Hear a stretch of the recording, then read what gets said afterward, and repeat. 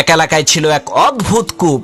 লোকেরা যখন ওই গহীন অন্ধকার কূপ থেকে পানি তোলার জন্য কূপের মধ্যে রশিতে বাঁধা বালতি নামিয়ে দিত, তখন ওই রশি ঠিকই থাকতো, কিন্তু বালতিটা কূপের মধ্যে উধাও হয়ে যেত। এই আশ্চর্য ভুতুরে কাণ্ড দেখে এলাকার সমস্ত লোকেরা বলাবলি করতে লাগলো যে নিশ্চিত এই কূপের মধ্যে জিন ভূত আছে। এলাকার সমস্ত গণ্যমান্য ব্যক্তিরা একত্রিত হয়ে দেশের বড় বড় কবিরাজদেরকে নিয়ে আসলো ওই কূপ থেকে জিন ভূত তাড়ানোর জন্য। কিন্তু দুঃখের বিষয়, কোনো কবিরাজই এই সমস্যার সমাধান করতে পারলেন না। অবশেষে সেই এলাকার একজন দুঃসাহসী বালক বলে উঠল, আমি এই কূপের ভেতরে নেমে দেখবো এর মধ্যে আছে কি। ছেলেটির এই কথা শুনে এলাকার সমস্ত লোকেরা হতভম্ব হয়ে গেল। সকলেই তাকে বলতে লাগলো, ভাই এই কাজ করা তোমার মোটেও ঠিক হবে না, এটা কিন্তু তোমার আত্মহত্যার শামিল। তখন সেই ছেলেটি বলল, ইনশাল্লাহ আমার কিছুই হবে না, তবে আমার একটা শর্ত হচ্ছে, যেই রশিটা আমি মাজায় বেঁধে এই কূপের মধ্যে নামবো, ওই রশিটা তোমাদের সাথে আমার পিতাও যাতে ধরে রাখে। এলাকাবাসী বলল, এটা আবার কোনো শর্ত হলো নাকি? ঠিক আছে, তোমার পিতাও আমাদের সাথে রশিটা ধরবে, কোনো চিন্তা করবা না। কথা অনুযায়ী মাজায় রশি বেঁধে সেই ছেলেটি কূপের মধ্যে নেমে দেখতে পেল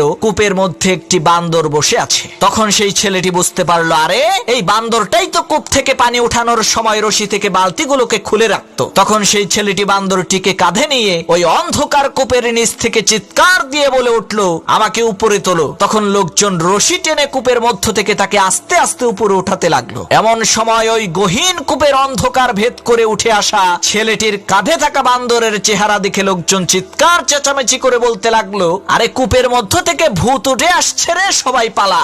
ভূতের কথা শুনে যে যার মতো এদিকে ওদিকে ছুটে পালিয়ে গেল। কিন্তু ওই ছেলেটির পিতা রশি ছেড়ে কোথাও গেল না, কারণ তার কলিজার টুকরা সন্তান যে ওই কূপের মধ্যে আছে, এ কারণে সে তার সমস্ত শক্তিকে একত্রিত করে রশি টেনে একাই তার সন্তানকে কূপ থেকে বের করলো। এরপর দেখা গেল তার ছেলে কূপের নিচ থেকে কাঁধে করে একটি বান্দর নিয়ে এসেছে। তখন সেই ছেলেটি তার পিতাকে বলল, বাবা আমি জানি আমার বিপদে সবাই পালিয়ে গেলেও তুমি কিন্তু পালাবে না, এজন্যই আমি শর্ত জুড়ে দিয়েছিলাম যে আমাকে টেনে তোলার রশিটা যাতে আমার পিতা ধরে রাখে। প্রিয় ভাইরা, এখান থেকে বোঝা যায় যে বিপদের মুহূর্তে সবাই আপনাকে ছেড়ে পালিয়ে যেতে পারে, কিন্তু আপনার মা বাবা আপনাকে বিপদে রেখে কখনোই পালাবে না ইনশাআল্লাহ।